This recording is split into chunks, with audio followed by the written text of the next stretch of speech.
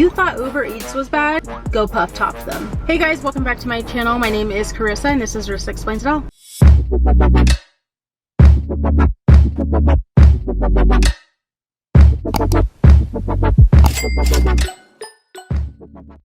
Excuse this wild hair. I don't know what to do with it, guys. I don't know what to do with it. Okay, so today I'm going to be going over the pros and cons of Gopuff and what you should know before you start driving. So if you're interested in learning about Gopuff, then stay tuned. Okay guys, so what I did is wrote down a list of questions that I always get asked in my videos, and I'm going to start with those before I go into the pros and cons. So I'm going to go over things you should know about Gopuff before you start driving. So one of the questions I always get asked is, do you need to be at the warehouse in order to get a delivery, or how does it work? Can I be home? Can I be wherever?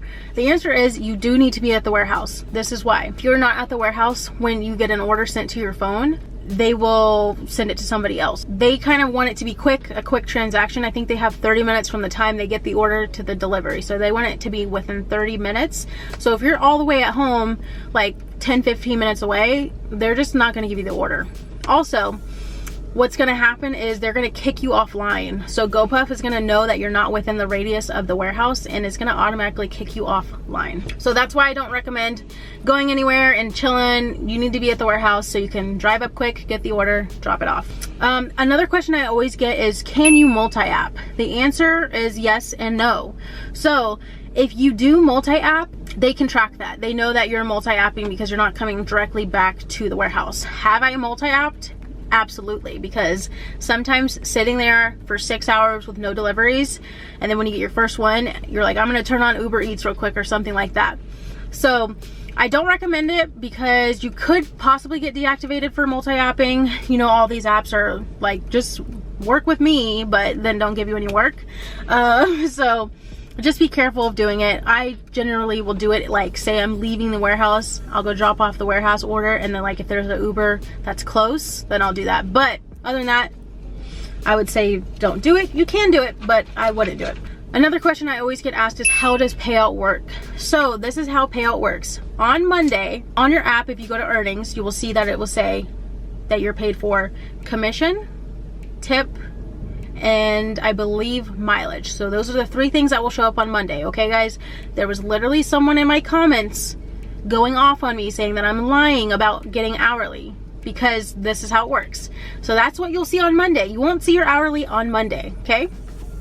On Tuesday, your hourly will post along with all the other things I just listed. It will give you your grand total. For instance, on Monday, I'll see, oh, I got paid $323. You're like, that's really low, right? Well, on the next day, it'll adjust, and it'll adjust, let's say, I don't know, $900. So there we go. There's my other adjustment. So then the payout will show $1,000, whatever, $200, $300. That is your final pay. So don't come in the comments talking about you don't get paid hourly. If you live in a different state where they do not pay hourly, then they don't pay hourly. But here in California, they do pay hourly. So don't come in my comments coming for me when I've literally showed you guys my pay stubs, okay? Anyways, moving on. What do you do on your first day of Gopuff? This is what you do. You come to the warehouse, depending on where it's at. It could be street parking. Mine, we park behind the warehouse because there's like a street behind. And then you come there, you turn on your app, and you sit there and wait for a ride. Literally that simple. You don't need to go inside and check in unless your warehouse is different. It's really simple. You just sign in and wait, and then you will get a ping to your phone and you'll get a ride. I always get this question as well. Can people ride along with you? The answer is yes, unless your warehouse is strict and says no. I'm a 1099, so I can do what I want, and you can too if you're a 1099. So I've seen people come, mom, dad, baby, breastfeeding, people come with their friend, their spouse, whatever. People bring their kids. You can bring whoever you want. If that's what works for you, you can do that. Unless your warehouse is like, don't do it, then I guess that's what the answer is. But you can bring people with you. Just be safe. Where can I find my hourly rate?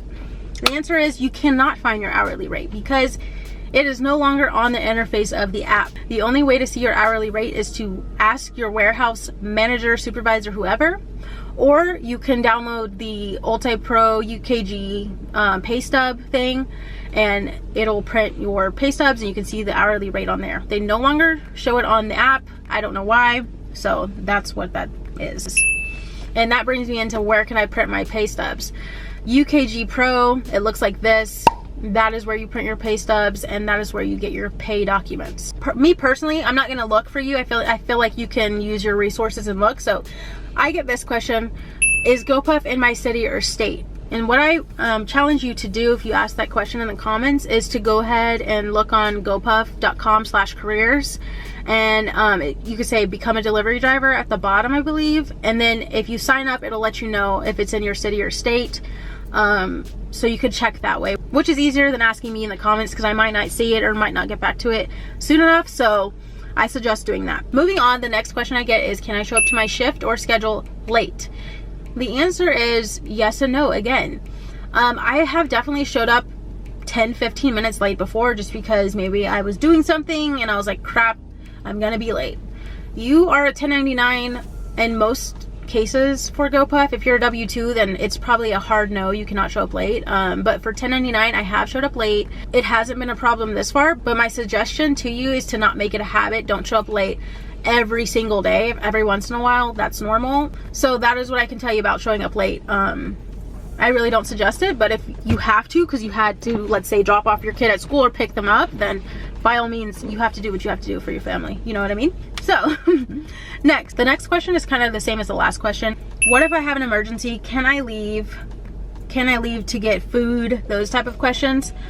Yes, you can leave to get food if you're a 1099, because sometimes you'll have, for instance, I had a schedule yesterday where I worked 10 a.m. to 6:30, no break. After one of the rides, I went home and ate food because I'm not gonna sit up there and starve. So I would say in between rides, definitely get yourself something to eat or drink. If you have an emergency, you can go inside and tell the warehouse workers, because what happens, why people get deactivated is because the warehouse workers will report them, or customers will report them multiple times. So if anything, if you have an emergency, let the warehouse workers know and then go on your way. I think that's the best way to handle that situation. The next question is, what if I don't show up to my shift? What will happen? Again, 1099, you're allowed to make that decision and not show up. What I do suggest is, if you know you're not going to be there, drop your shift so another driver can get it. They will pick it up. They absolutely will, unless you're in the busiest market where people just are not picking up shifts, which is not happening right now.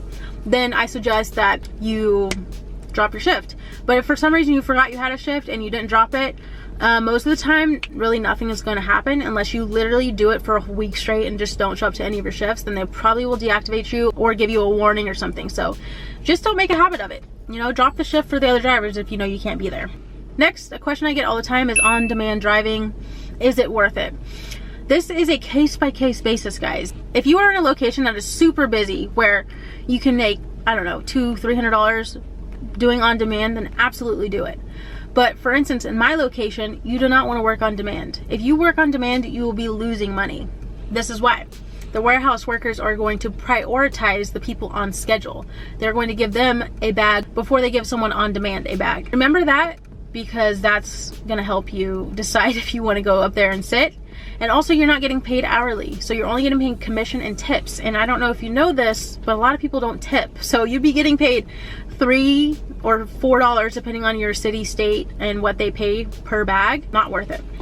So next, guys, this actually happened today, so it's kind of funny. Using bots for scheduling. This is my suggestion. Don't do it. You can get deactivated. Also, it's just unfair to the other drivers that you're using bots and snatching up all the hours. But they did send out an email before about this, and if you're using bots, you will get deactivated. So I highly suggest not using bots. Just don't do it. Okay, the next and last question that I have that you guys will need to know is, how does pay work? The easy answer for me to give to you guys is no one really knows. So I'm going to post like a breakdown right here that I've seen people post. I hope this helps, but this is pretty much the gist. But also, no one really knows. They can say they know, but they don't really know, because you can calculate your own pay and it could be off from Gopuff's pay. I mean, they say $3 times 2 is 8 sometimes, when obviously it's not. So it's kind of confusing. What I do suggest is if you are confused about your pay, contact support on Twitter. That's the best way to get a response. So sorry, I don't have a better answer for you guys. This is just what I've always seen people post the breakdown as. And it's different per area as well, guys. Some people don't get paid hourly. Some people don't get paid mileage. So you need to figure out in your area what you're actually getting paid for. So I'm going to go ahead and start with the pros of working for Gopuff. My first pro is that it's super easy. It's the easiest job, really. You're sitting there waiting for an order, getting paid to sit there, and then you take the order and possibly get a tip, but you guaranteed will get commission, so, and mileage. Another pro I have is a guaranteed hourly wage in some cities, some states, not all, guys. So I just have to emphasize that because people comment a lot like, I don't get paid hourly, you're lying. And I'm like, that's probably in your area, I don't know. So that's cool because you're sitting there and getting paid if you get a ride or not. Most rideshare companies don't do that. You either get the ride order or you don't get paid at all. Another bonus, which could be a con for some people, is that you get paid weekly. I know people who do Uber Eats, DoorDash and all that love to get paid by cashing out whenever they want. But because Gopuff is not very transparent with how we get paid, there's no way that we would be able to cash out daily at all. I don't see it happening in the future unless they completely take away hourly and just give us commission and tip and mileage. That's the only way. But anyways, moving on. Another pro is short distance deliveries and less wear and tear on your car. Because it's not ride after ride after ride and you're sitting there most of the time, you're not putting a lot of wear and tear on your car. You're also not putting a ton of mileage on your car because most of the orders are not crazy far in distance. I think the most I've ever delivered was like 11-mile distance, which is not that bad. And most of the times it's 3, 4, 5, 8 miles. So that is a pro for me. Another pro, which is also a little bit of a con, is the bonuses. When I first started, we were getting a really good bonus. It's $125 a week, and they weren't subtracting it from our pay. So if you look at your guys' pay, they will pay you for the bonus, but then subtract it from your weekly earnings. So it's basically zeroing out. So it's a pro, but it's also a con because it's confusing. And then my last pro for Gopuff is boost pay. So if there is a holiday or something like that, they will send out $5, $4 extra per delivery, which I think is cool. For instance, on New Year's Eve or New Year's weekend, I received an extra $1,300 check because I was working that weekend during the boost. So we were getting like $24 per delivery extra or something like that. But that's very rare as well, so don't expect it too much. It's just when they're shorthanded. Moving on to the cons, which I think are more important than the pros. And I'm not trying to be negative. It's just, I'm trying to warn you guys so you don't head into this thinking that it's going to be the best thing ever and then are disappointed. And in my comment section, being mean to me. So cons. The biggest con that I've seen from everyone who talks about Gopuff is pay discrepancies. Yes, they mess up on pay very, very frequently, too frequently. I've seen people say they haven't gotten paid for a month. Which, to me, if I hadn't gotten paid for a month from a company, I'm not working for them anymore. For me, it's more so like they messed up on this, they messed up on that, or I'll be missing like 50 to 100 bucks here and there. Or, for instance, on New Year's, they didn't even pay us for our boost, so we got a separate paycheck from that. The $1,300 paycheck I'm talking about, they sent it separately because they forgot they promised us a boost. Nonetheless, they sent it, but still, they should have submitted one payment, but they didn't. Moving on, scheduling. You guys, the scheduling system is awful. Not to mention a very poor app. The app is so poor and glitchy. I can't even express to you how much it frustrates me and other drivers. It's really bad. And you would think these billion-dollar, million-dollar companies could hire someone to fix the apps to work efficiently for the drivers, but it's awful, guys. It's awful. So that's why I say the scheduling is bad, because when you're trying to pick a schedule, you'll just get a circle, like it's like loading forever. And you only have tops 2 minutes to pick a schedule. 4 minutes if you're lucky, because if not, the schedules will be gone. So it's just loading, nothing. You won't see the schedule for a second. Also, it's kind of an unhealthy schedule. Say you get an 11 p.m. to 3 a.m. on a Monday, and then Tuesday you get a 10 a.m. to 3 p.m. You're literally going to bed, waking up. You're leaving Gopuff, going to bed, waking up, and then boom, you're back at Gopuff, which is frustrating because you don't have a set schedule. So your body cannot get acclimated to, you know, normal hours. One thing I really don't like about it is that the scheduling is all over. So prepare for that. Okay, another con that I have, which everyone, if you drive for Gopuff, you know, they have horrible customer service support for drivers. You thought Uber Eats was bad? Gopuff topped them. You could email them and email them and email them. You will not hear a response back for 3+ months sometimes, or you'll hear it back the next day. It just really depends. Call Gopuff support. They have absolutely no answers. They'll tell you they're not meant to answer for drivers, only for customers. So they have no information to give us on anything. So it's a waste of your time to call customer service on the phone. I'm telling you that right now. Another one is, this one's kind of funny, but the warehouse workers can be rude. It just depends on who's working, but I don't know if it's like this in other locations. I've asked other people, but I will literally go up to the door, grab the bag, and be like, thank you, being polite. And they'll just stare at me and not say a word. And I'm like, this is so weird. What is happening? So to me, that's rude.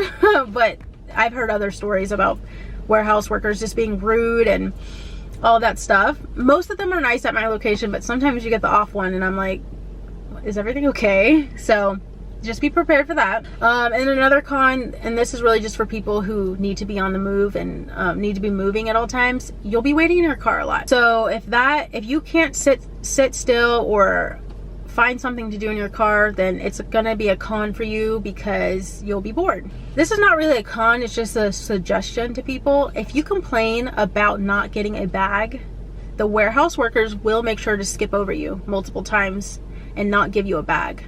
So if you get skipped, I highly suggest you don't complain about it, because from what I've seen from other locations, sometimes my locations, they will intentionally skip over you. I don't know if it's intentional or if it's just happens to be that way, but that's what I've seen. So just be cautious of that.